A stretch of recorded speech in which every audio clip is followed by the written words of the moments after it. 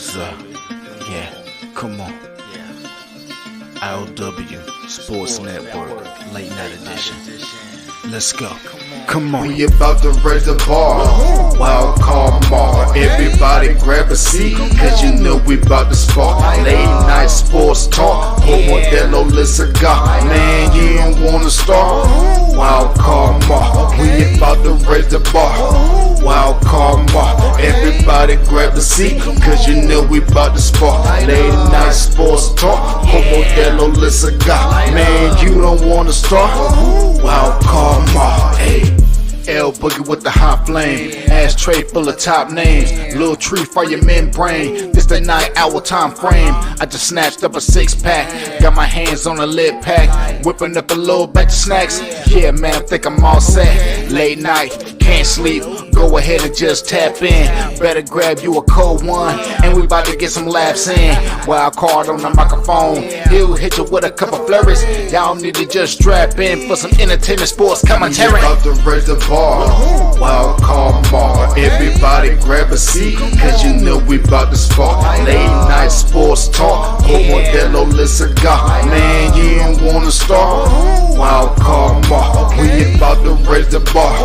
Wild card mar. Everybody grab a seat, cause you know we about to spark. Late night sports talk. Modelo Lisaga. Man, you don't wanna start. Wild card mar. Hey. Wild card mar. Wild card mar. I.O.W. Late night sports. Wild card mar. Wild card mar. I.O.W. Late night sports. Wild card mar. Wild card mar. I.O.W. Late night sports. Wild card mar. Wild card mar. I.O.W. Late night sports. Hey. Give me a second, let me light up real quick. Ladies and gentlemen, boys and girls, people of all ages, welcome to the I.O.W. Sports Late Night Hour Edition, hosted by Mr. Modelo himself. You already know the name by now. You know what I'm saying? Wild Card Mar. You already know the vibe. Pull up, let's go. We about to raise the bar. Wild card mar. Yes, sir. Yes, sir. Yes, sir. What is up? What is happening? I'm feeling great. Feeling good. Feeling good. Feeling great. I hope everybody is enjoying their Wednesday. Now going into Thursday. Getting over that hump on hump day. You feel me? As always, it's your boy Wildcard in the building. Thank you for tuning in to another episode of the I.O.W. Sports Late Night Hour Edition. And yes, it's episode 393. And I always got to give a shout out to my guy, 40 Waters, Silent Hill TDS. You see it on the bottom of the screen. Go join him on his YouTube channel, Hitchhikers. That's my guy right there. Made the dope intro for the show. So I always got to show some love to my guy right there. And don't forget to join us on I.O.W. Sports Network, Facebook, Instagram, YouTube. All right, I.O.W. Sports Network, I.O.W. Sports 1 on Twitter. Man, you want to chop it up with me personally? KC Wildcard Mar on the Twitter, Wildcard Mar on Facebook and Instagram. All right, you dig? You feel me? I appreciate the love and the support, y'all. We all do at I.O.W. Sports. So,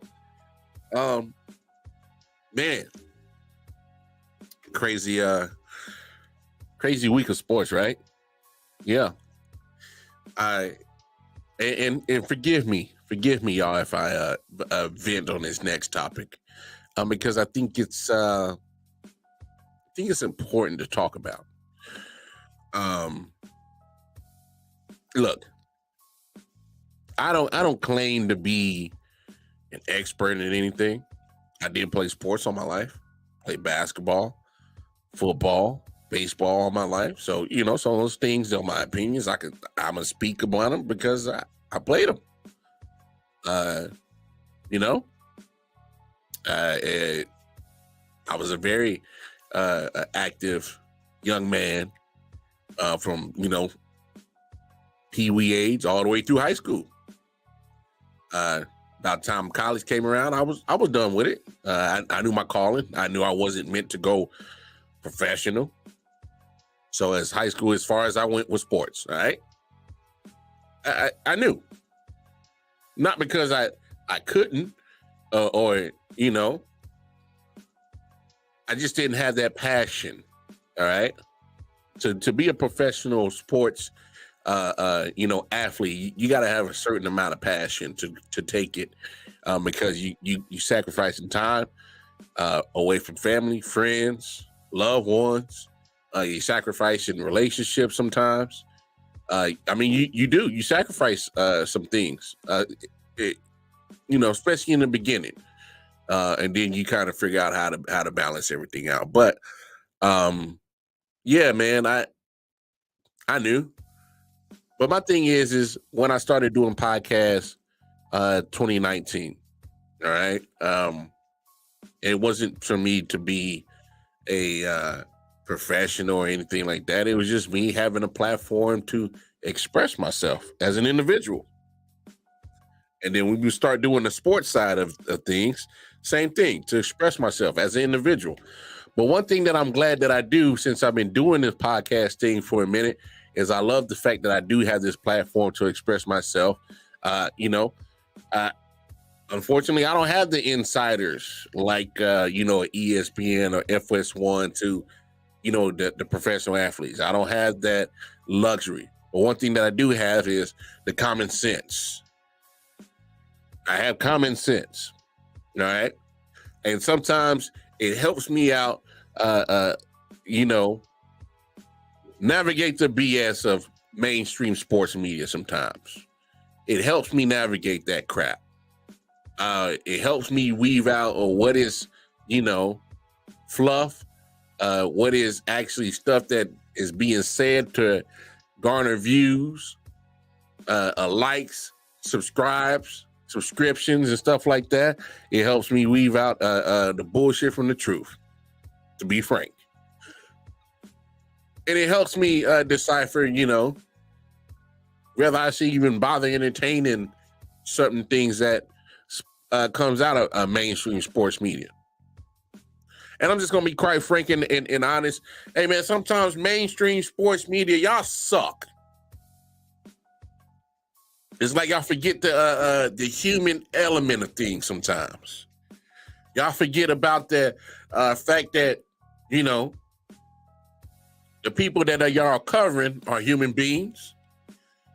And they are y'all pretty much bread and butter to your occupation. And to come at and say certain things about these athletes to me and hold certain standards for some athletes and not hold those same standards to other athletes and very be wish-washy, nitpicky, not consistent is probably one of my biggest pet peeves when it comes to mainstream sports media. Drives me absolutely crazy. And here's a prime example. Let me shout out my man, Mike Patton. He does a lot of great content with the AFC South, the Titans, Jaguars, Texans, Colts, specifically with the Titans. He's down in the Tennessee area. Well, he sent this in a group chat that we got. And it's Craig Carton. All right. And he was talking about Dak Prescott in the situation of him about to have a baby and whatnot. And it's stuff like this. It's absolutely stuff like this that drives me crazy with mainstream media. Because I want y'all to listen to what the hell he said. So just check this out. Dak Prescott will be a father soon in March. Congratulations, Dak Prescott. That's a mistake. My point is to it. I'm pausing right there. You got one guy on the show congratulating another man. Hey, you're about to be a father in March. And his response was, yep, you heard it. That's a mistake. Dak Prescott will be a father soon in March. Congratulations, Dak Prescott. That's a mistake.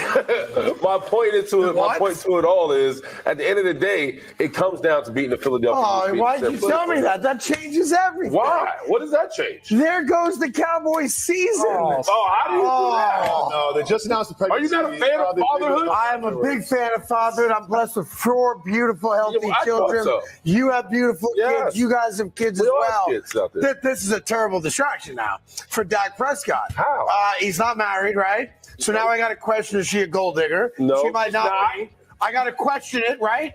Number 3, you got everything going great. The last thing you need now is the distraction. Shoot. What are you going to do? He's having a baby in March. I hope they have a beautiful, healthy child. And he's winning, by the way. I hope it all works out. It will. But this is not what Cowboy fans want to. Dak Prescott will be a father. Oh, Lord. Craig Carton. So many mistakes in one clip. First of all, a mistake that he's having a child in March. How's that a mistake? First of all, as a father of 3 beautiful kids, 3 beautiful daughters, I'm not ashamed to admit that my first child is nonverbal autistic, but my beautiful 8-year-old, she was my first child, and man, I'm glad she's mine.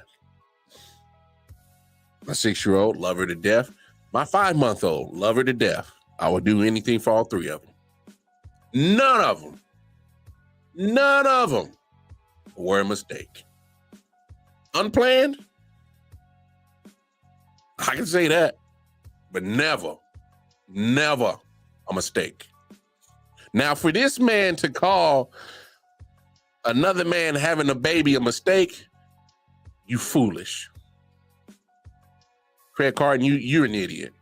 You're a dumbass. How dare you call another man or anybody, another adult having a baby a mistake? And I don't care if whatever context you were putting it in as in a distraction, because that's the context you're using it as, a distraction. How is that a distraction? First of all, this job that they call, this job that they have being a football player, this is still a job. Dak Prescott still has to be a man outside those, outside those stadium walls, outside of football. All right. So calling him having the joy and the pleasure, matter of fact, and that responsibility of being a parent, a mistake, it's quite foolish and very, how dare I say it, very idiotic.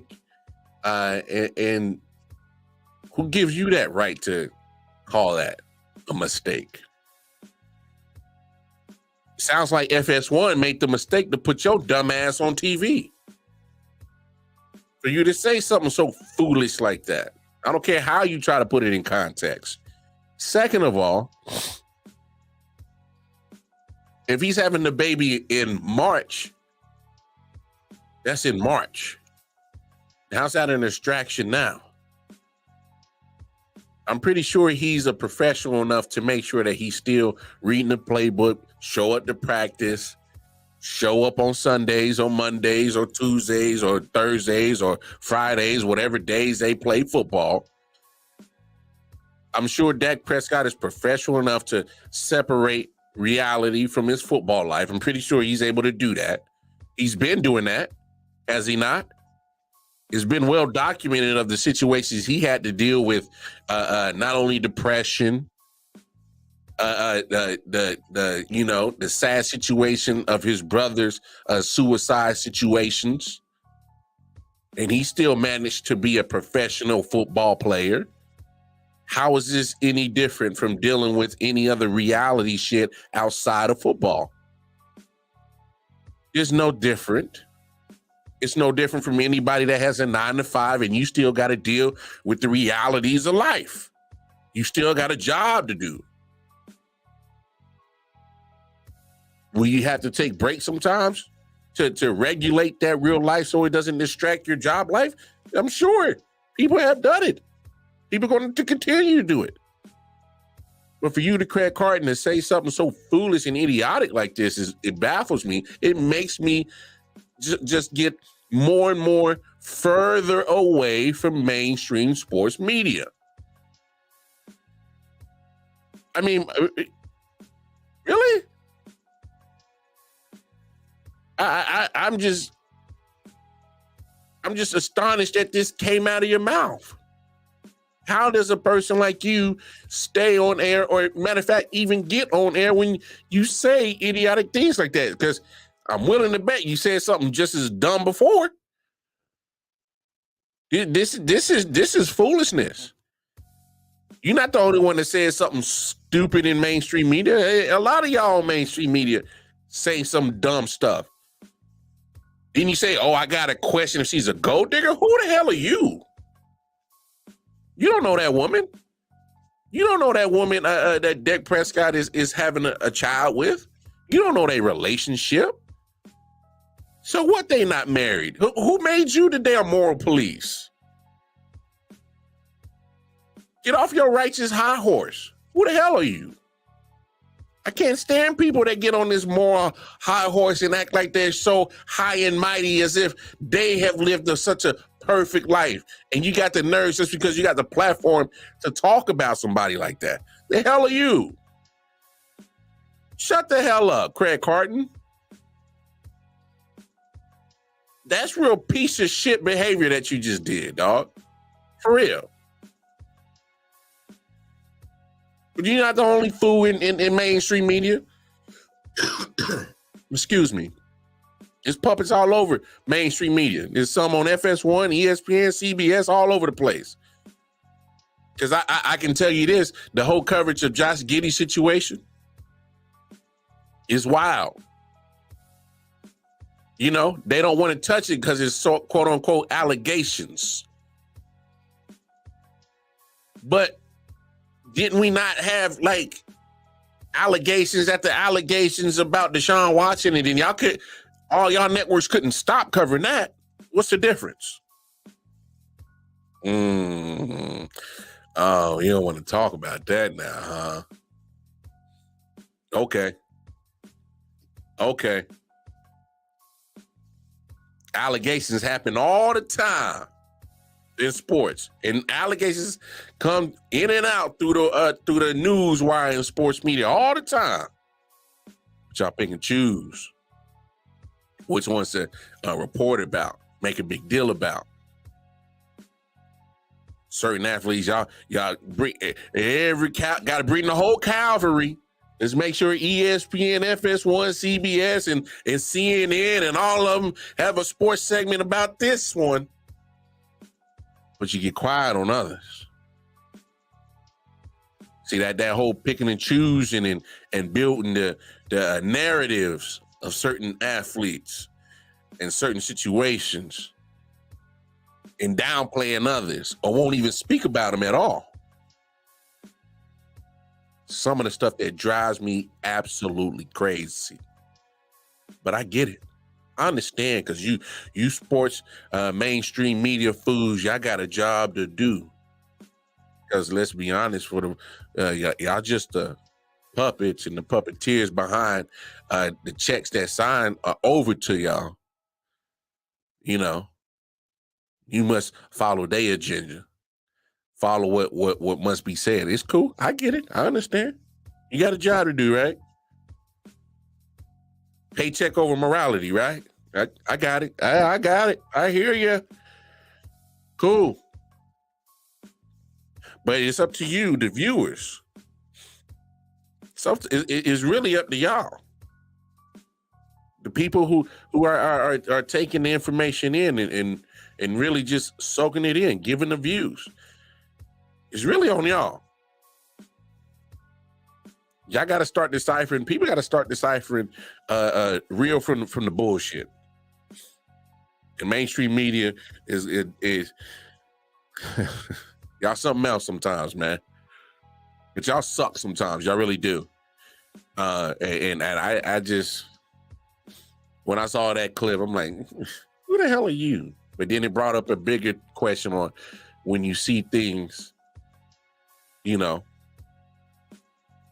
get nitpicked on what to get reported on across these all major mainstream sports media outlets.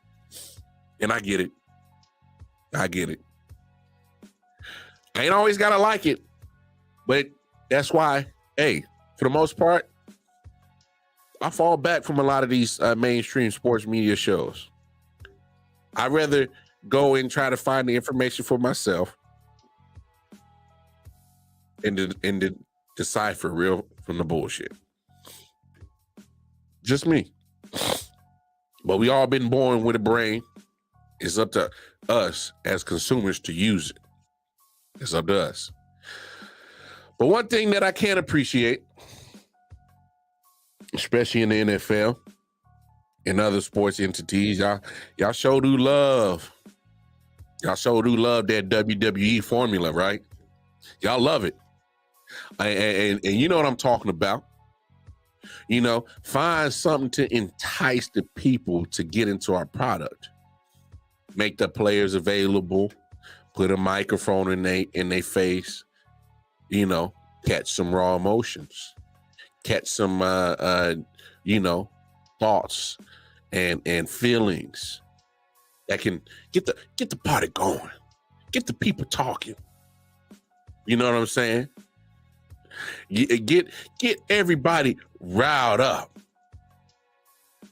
Let's see if we can get people to let's give them something to talk about. You know what I'm saying? And there's one thing that is very fascinating right now, especially coming up this week, man, is this 49ers and Eagles beef. This war of words that they got going on. I'm here for it. It's very enticing. I mean, they going back and forth. They saying this, they saying that. They getting after it now. I'm telling you. I'm coming to the conclusion, I don't think they gonna like each other too much come Sunday.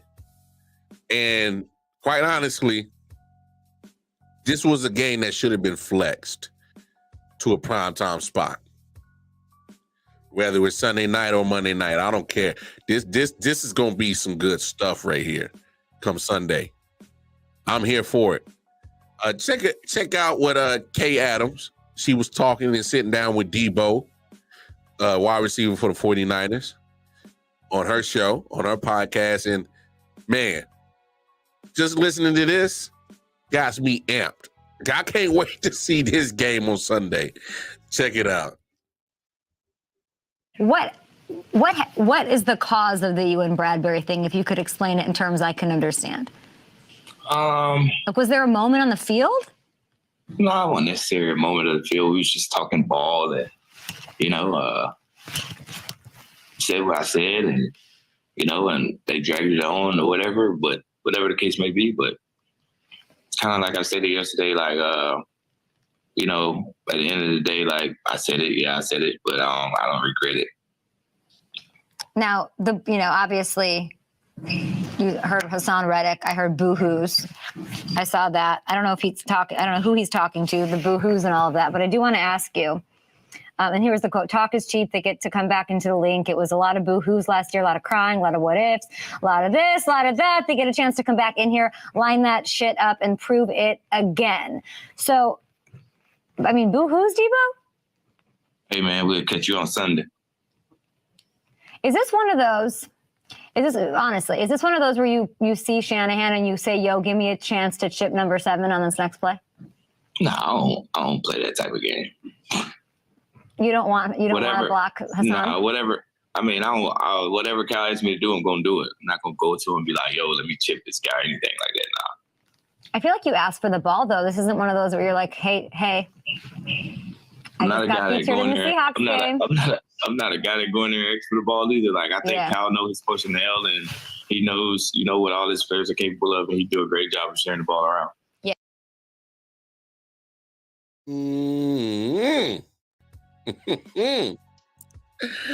Hey, man, I don't care what Debo say. When you give short answers, that tells me I ain't with that talking boss. I'm with that action. I'm ready to get after it.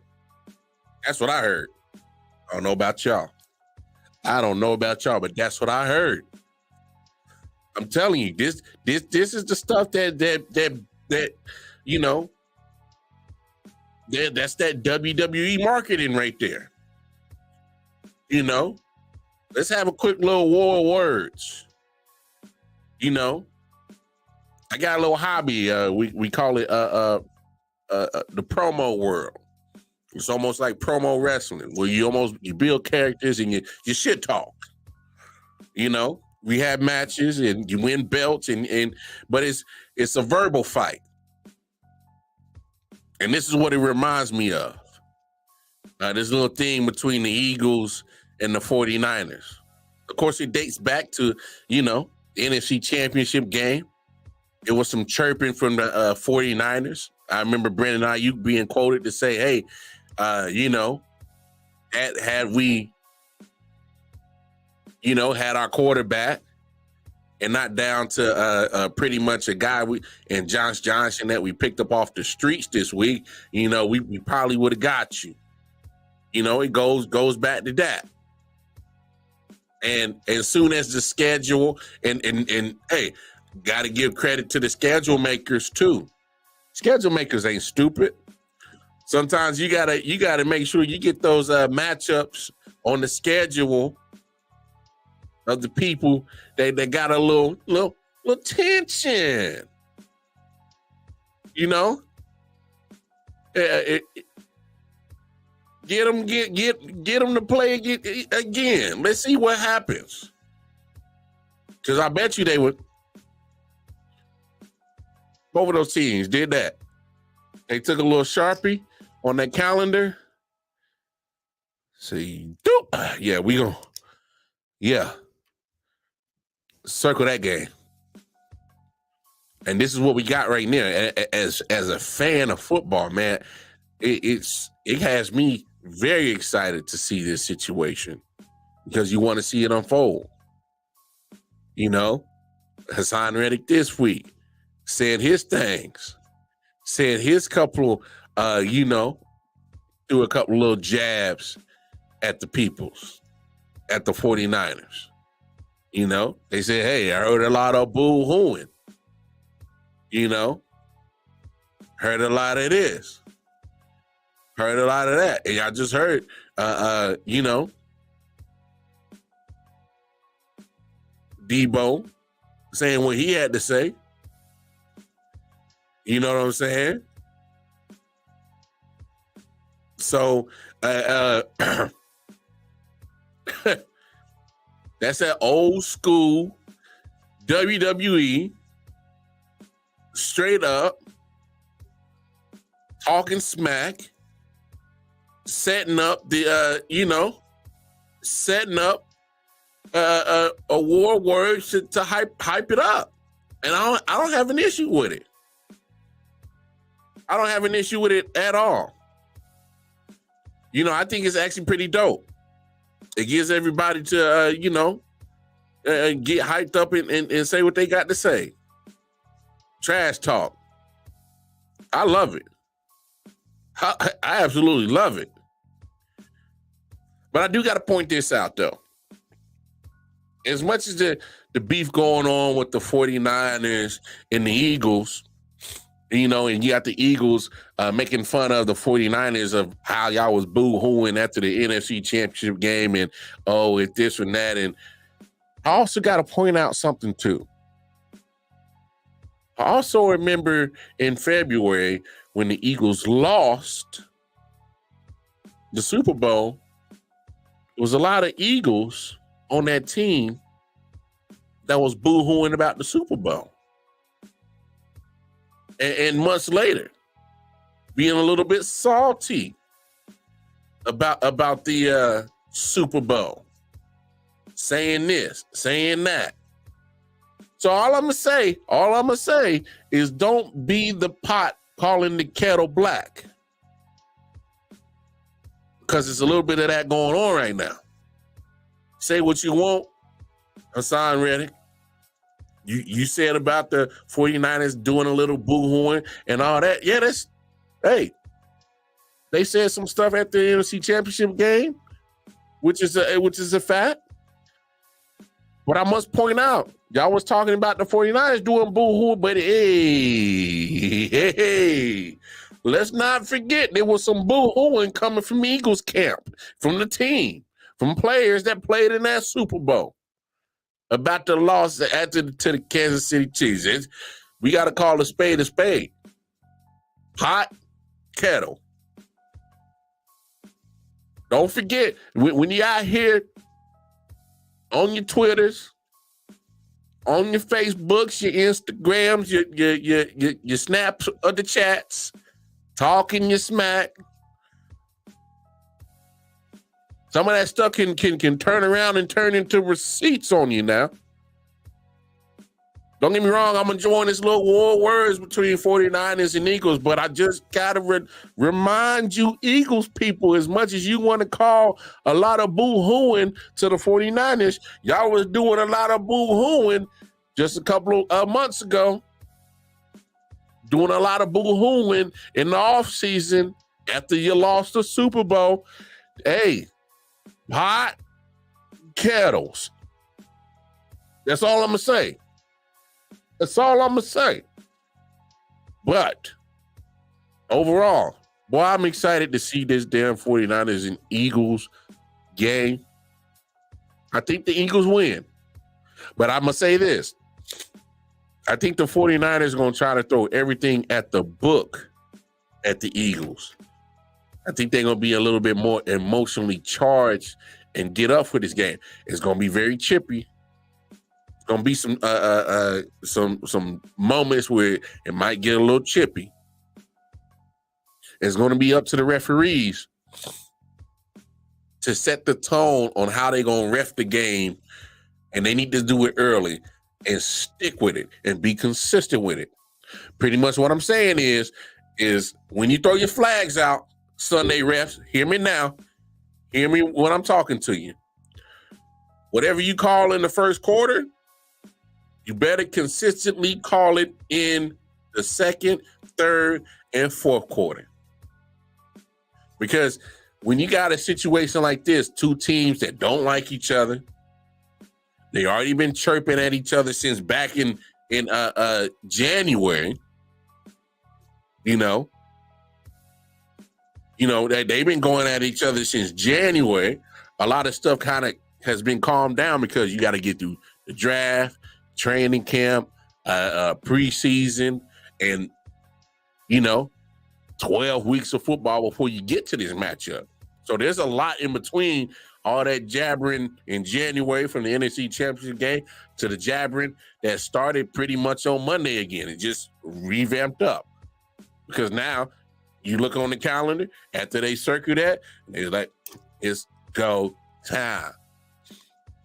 But the refs, I'm going to need y'all to, hey, this needs to be a game that you treated as if it's the Super Bowl. You want it to be as close to y'all is just there on the field, and y'all are not part of the game. But for fans' sake, football fans' sake, and the players' sake, be consistent on what you call in quarter one all the way through quarter four until the clock hits 0. That's all I'm going to say about the referee part, because that's, as fans, this is what we want. We want y'all to actually, call what is right, and what's wrong is wrong. Just do it consistently from quarter one all the way to the clock goes 0 in quarter four. That's it. And stay the hell out of the way. This is a game that does not need to have any conversation once the clock hits 0 that you guys had any type of effect on the game at all. Because these two teams have done enough chirping from January all the way to now in week 13. They have done enough to sell this game on its own. And it's going to be a damn good game. They're going to beat the damn shit out of each other. It's going to be a very physical game. From what I heard there's gonna be some bad weather, so that makes it an even more physical game because you know when bad weather comes, hey, not saying you can't throw the ball, but what it does, it kind of takes that playbook that was this big, kind of shrinks it a little bit when it's bad weather. Some of those plays you ain't gonna be able to execute because the weather ain't gonna allow it. So then that's when it really comes down to true X's and O's. That's when it comes down to who can really coach. Can you still put your players in position despite the weather? Can your playmakers still make the same plays despite the weather? And I know Debo said, hey, I ain't that type of player to call for plays or, let me get, hey, man, damn that.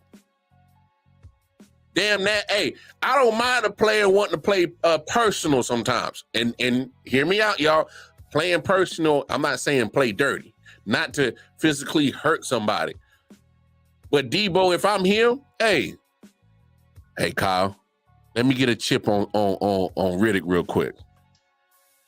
Let me get a chip on him. As long as it's in the confines on the rule book, I ain't got no problem with it. And as long as it ain't out there to maliciously hurt somebody, I'm with it. But this is an emotionally charged football game because that's just what it is. When you got people that's been chirping at each other through the media for months, that's emotionally charged game. Hey, Debo better ask for a couple of plays. Hey, Kyle, I ain't got enough touches to affect the game. Feed me. It's okay to ask for a couple of plays or two when you feel like you haven't done enough to affect the game. Hey, you that type of player, Debo. We can't act like Debo is not a very effective person on that 49ers team. Hell, we saw how pedestrian Brock Purdy looked without him through that 3-game losing streak. I mean, certain players affect certain things. Not saying the team can't win without them. It just makes a damn difference. It makes a slight difference between wins and losses sometimes. Can the team still win? Of course, because it's a team game. But sometimes when you ain't got a Debo, when you ain't got a Trent Williams, that can affect the outcome of a win or loss sometimes. Not saying it can't. It can affect it sometimes. Hey, man, I'm jacked up for this game. Eagles and Niners, they're going to get after it. But, hey, I just had to point out that there's a little hypocrisy going on with the Eagles talking about the 49ers, a whole bunch of boo-hooers and talking this and talking that. Because y'all was turning around and y'all was doing the same thing after the Super Bowl. Y'all was doing a little crying and bitching and moaning, a little saltiness after the Super Bowl, your damn selves. Don't fake the funk now.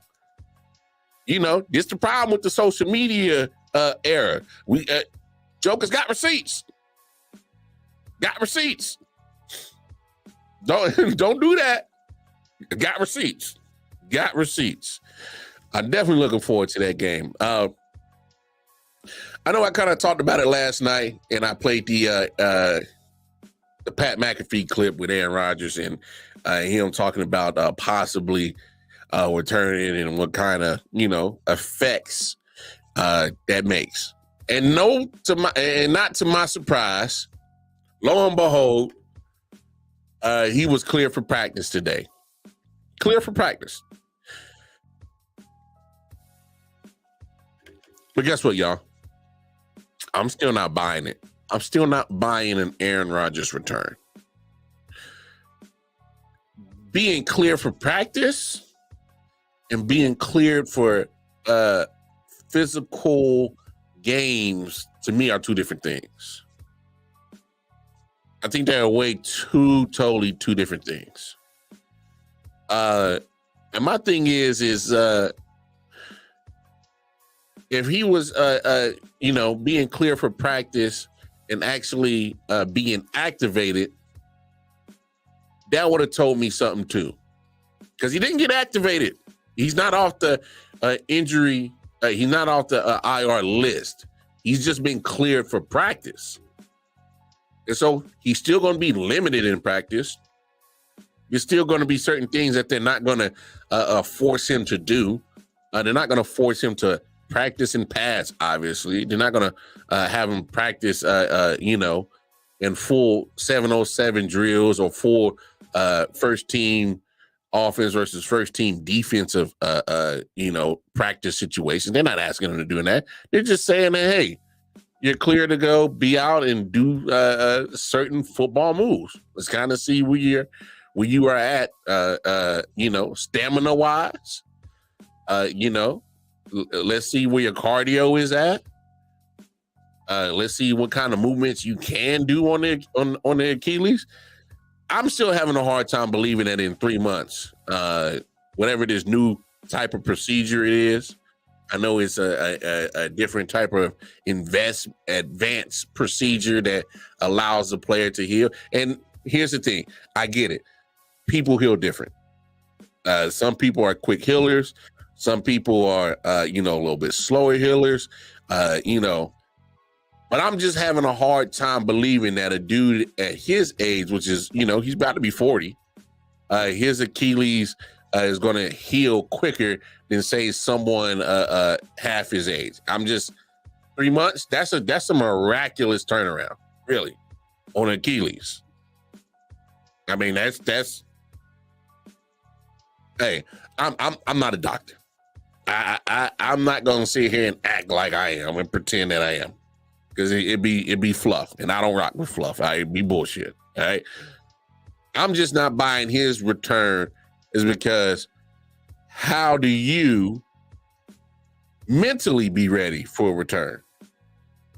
And just follow where I'm going with this, guys. Damar Hamlin. We all know the story. Damar Hamlin. The man was pretty much DOA on the field. All right. Had to get revived, cardiac arrest. He may have got clear for practice. He may have got clear for all football activities. But when it comes to sports, me personally, I want to go beyond the actual physical part of a person's body. Obviously, Damar Hamlin had the cardiac arrest. So you're talking about the heart and all that stuff.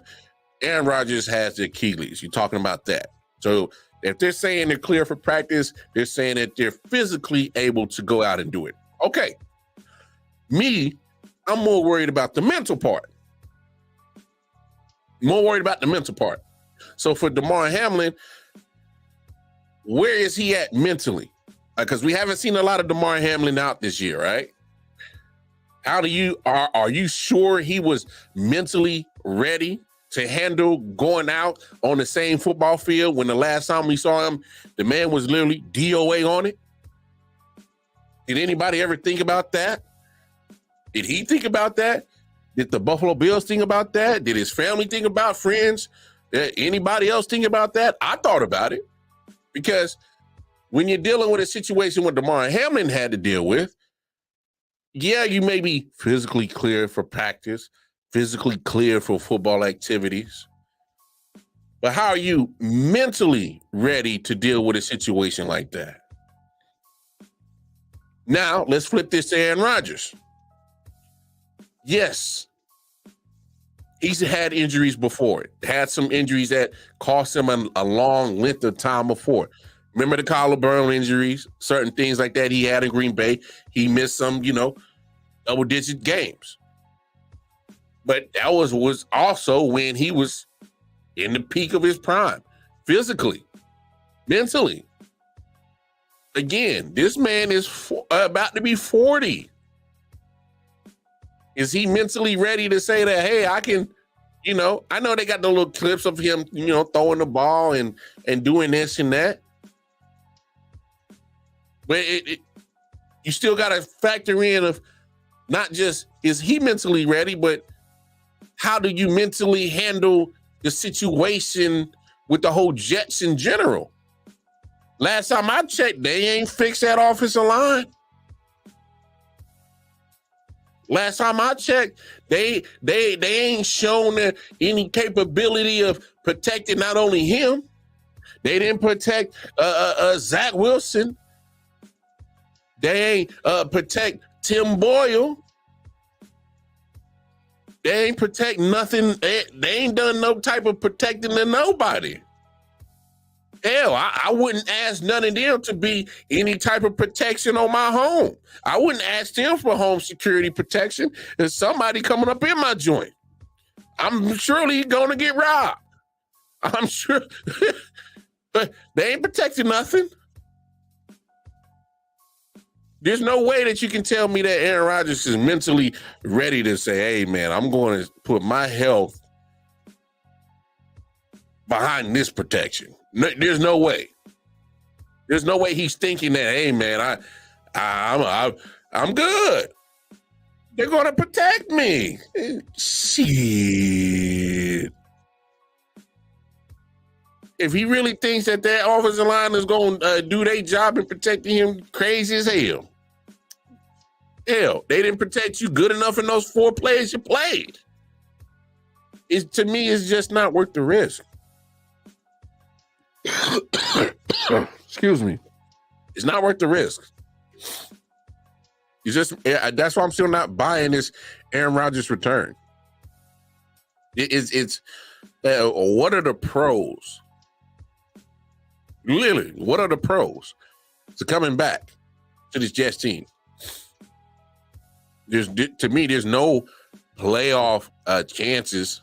I know they're not mathematically eliminated, but for them to leapfrog that many teams to even get into position is wild.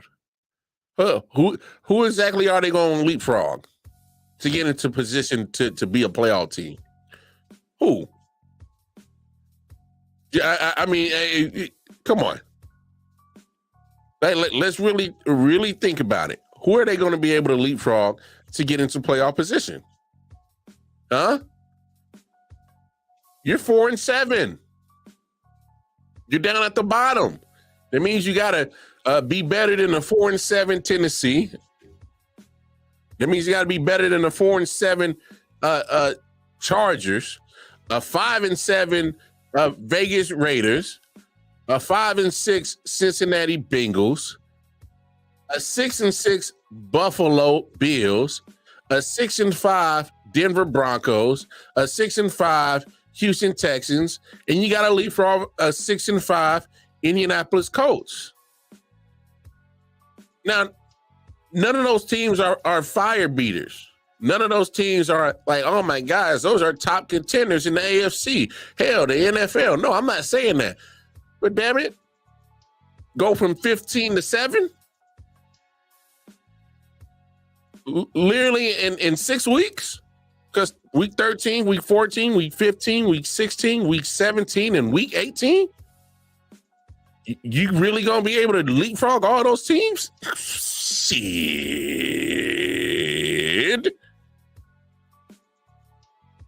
Not with that offensive line.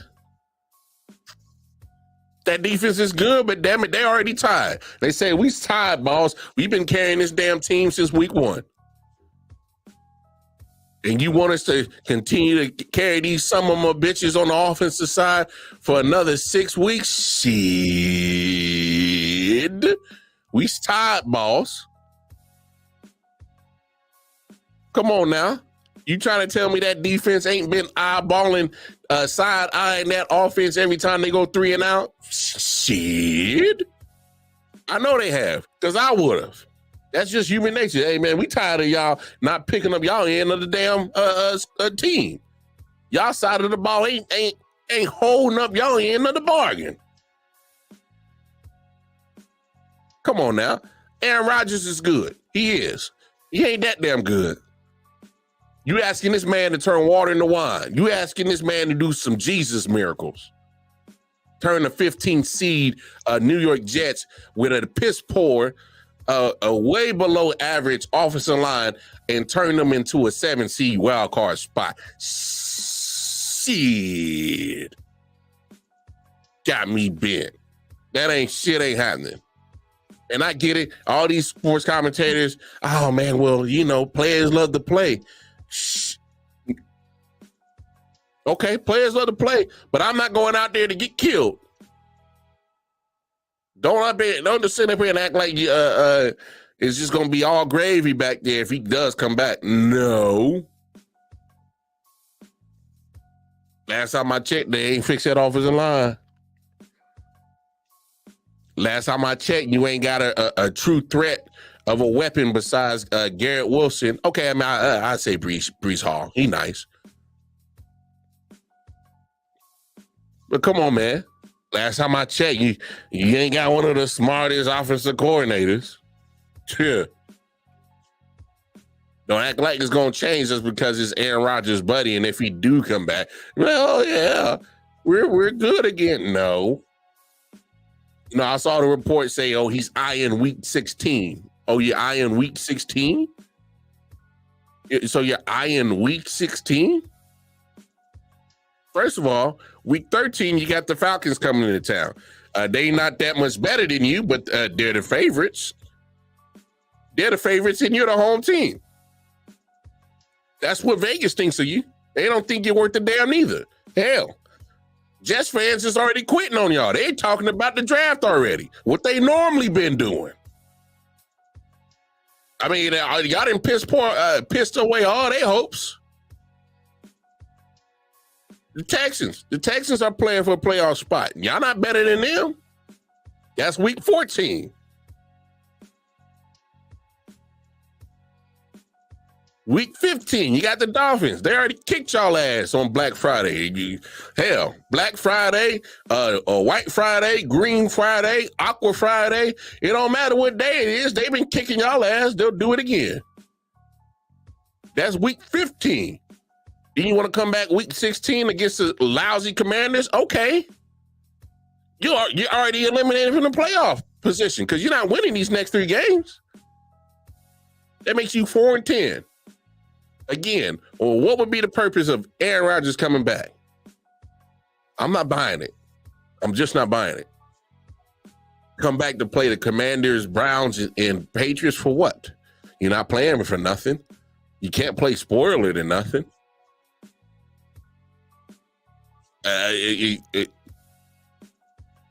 Get out there and play behind that porous O-line for what? Run for your life for what? Potentially make the Achilles worse. For what? Potentially get a even other severe type of injury. For what? You still get paid. You still gonna get your little funky ass contract money, Aaron Rodgers. I'm not buying it. I'm just not.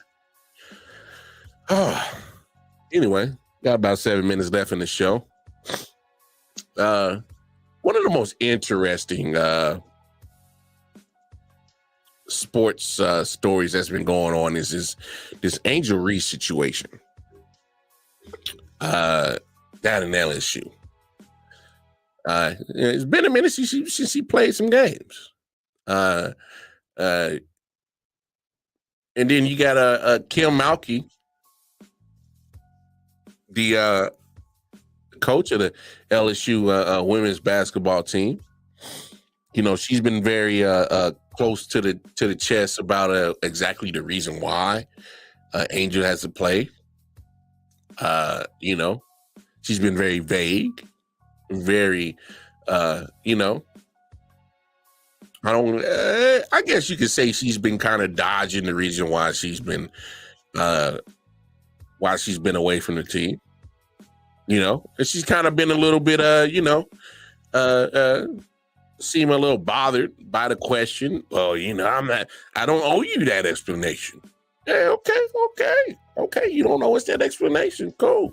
But the fact of the matter is you play sports and that gets mainstream media coverage and you just won a national championship. People are going to ask you why your star player ain't there. They're gonna want to ask those questions. Why? What happened? I don't know why Kim thought that being very elusive in her manners to not answer the question that the questions weren't going to be there. They still was going to be there. People were going to ask them. I mean, that just comes with the territory. I mean, it's no different from when you was at Baylor and they asked you about any and everything that was Brittany Griner related. they was going to ask him. But here's my take on the whole Angel Reese thing. And obviously, like I said, I'm not claiming here to be no journalist or no professional. And no, I'm a human being that can think about using my own common sense. And I'm making a hypothesis, an educated guess. All right. I think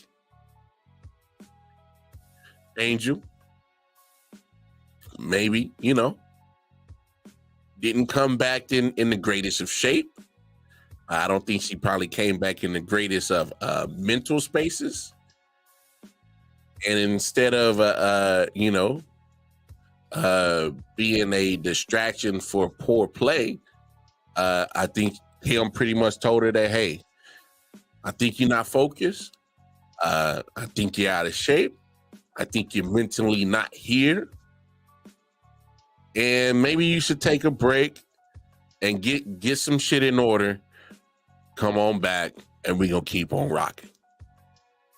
Because now, already been reported, Thursday night, Angel Reese is set to return, or she'll be available to play. And that makes me think, just at the timeline of everything, that Angel, had a little adjustment.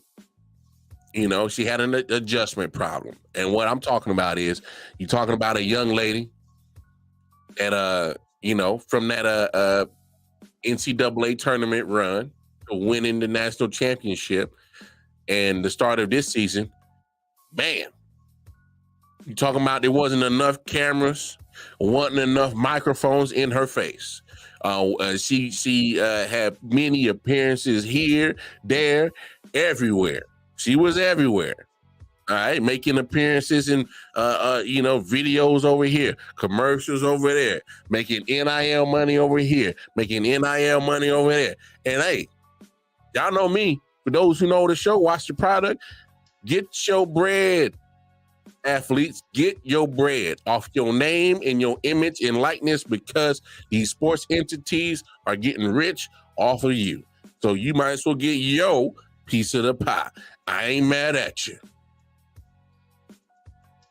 I ain't. But I got a feeling that Angel Reese was looking at that bank account and was, yeah. Oh, you want me to show up here for this? But how much I'm getting paid? I'll be there. And there's a point that I think that maybe Angel wasn't worried about, picking up a basketball and practicing her craft. She was enjoying being, a young adult, 19, 20, 21 years old, with an infinite amount of cash. And I ain't mad at her, because I know me. If I was 19 and 20 back in them days, daddy, I'd have cut up a damn rug. I'd have acted a damn fool with $4-5 million at my disposal at 19, 20 years old. Motherfuckers wouldn't be able to tell me nothing. What? I can't hear you. I got this stack of money to my ear. I'm not thinking about nothing that got me that money. In Angel Reese's point, she probably wasn't thinking nothing about basketball. She was enjoying her life, which she should. She should be able to. But in that situation, in her situation, when the more time you spend on enjoying the fruits of your labor and you still got more to do, it can put a distraction on what got you those riches. And so therefore you probably saw the kind of bad play that she had in the first couple of games before she got set down. She wasn't looking like the Angel Reese that got that national championship. She was looking a little sluggish. Hey, that's why sometimes the coach got to be, hey man, I'm gonna need you. Get your head out the clouds and get your ass back to work. Because I think Kim Mulkey kind of told you why she set her down, but without telling us, because she said, hey, Angel, she's getting hard at work. She's back at it. That's pretty much what she said. And I'm paraphrasing, but that's what I took from it. Hey, I set her ass down because I needed her to come back down to earth and get focused on being a student athlete. Because that's what you are. I need you to get back focusing on these grades and back to basketball. Enough with the appearances at the clubs and then in the rap videos and making your NIL money here and there. Enough with that. Now it's LSU. It's LSU time. Thinking about them, get your ass back in the books, get your ass back in the gym, get back to work, get back to the lab. I think this is all this is. Obviously, it's up to Kim and Angel to drop the truth on what happened, but that's just my hypothesis. And now, Kim Mulkey must feel that Angel Reese is back to being focused on being a student athlete. Hence, she will be returning on Thursday.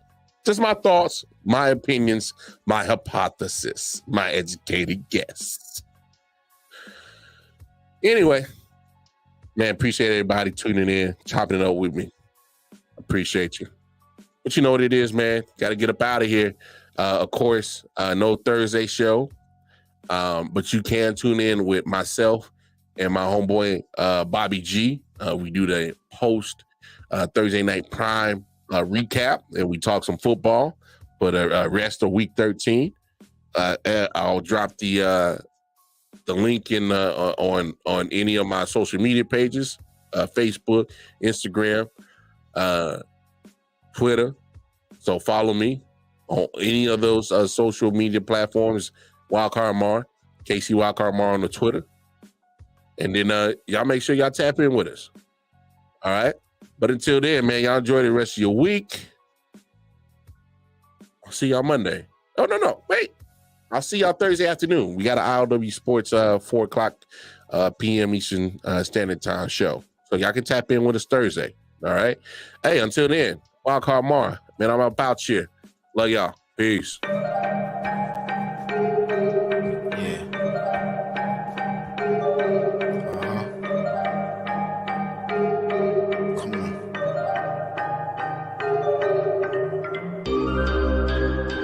Silent Hill TV, yes.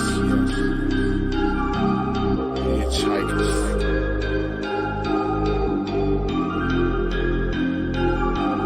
Yeah, smoking so much dope, I'm seeing traces. Visual lasers load across the scene is dangerous, aggressive like behavior. Couple monsters for my neighbors, resisting human nature. Persistently getting greater, bloodshed like the Terminator. Fire up the green, I need it, increase the dopamine. Feel better, so I kill better, doped up for cocaine.